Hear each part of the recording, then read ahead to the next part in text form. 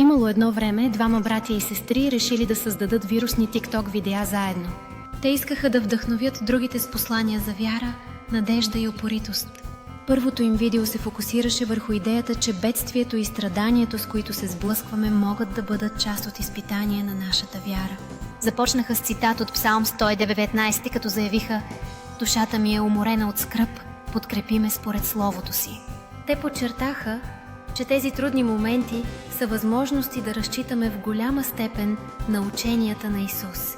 В своето видео те обясниха, че възприемането на болката като изпитание може да ни помогне да се развиваме духовно. Те насърчаваха зрителите да бъдат смели и подготвени за това, което предстои. Братята напомниха на всички, че изборът на пътя на спасението може да предизвика опити на дявола да те преследва. Те казаха: "Помни, че Исус може да позволи атаката, за да изпита твоята вяра." Следващият им клип ги показа как четат Лука 1:37. "Защото нищо не е невъзможно за Бога, за да потвърдят божествената сила." Те подчертаха, че вярата не винаги прави нещата лесни, но ги прави възможни. В своето видео те отново цитираха Псалм 119, фокусирайки се върху важността на послушанието и търсенето на Бога с цялото си сърце.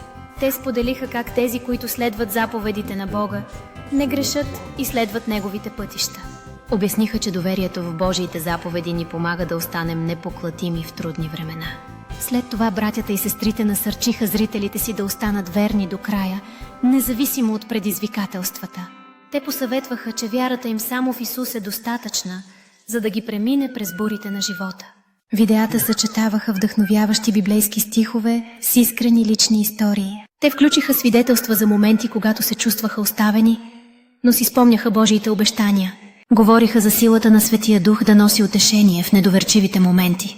Целта им беше да напомнят на всички, че Божията любов и подкрепа винаги са на лице. Те посочиха, че вярата прави дори невъзможното постижимо, защото с Бога всичко е възможно. В по-късно видео обсъдиха важността на ходенето според Божиите закони. Казаха: "Блажени са онези, чието пътища са неопетнени, които ходят според закона на Господа." Те насърчаваха зрителите да търсят Бога с всичките си сърца и напълно да следват Неговите заповеди. Също така, братята и сестрите споделиха практични съвети за запазване на вярата по време на изпитания и преследвания. Те призоваха всички да останат свързани с вярващата си общност за подкрепа и насърчение. Те напомниха на аудиторията си, че Божиите заповеди са предназначени да ни водят и да ни помагат да се покоряваме напълно. Техните видеа спечелиха популярност заради искрения им подход и библейските истини. Те целяха да създават видеа, които не само развлекат, но и вдъхновят и укрепят вярващите.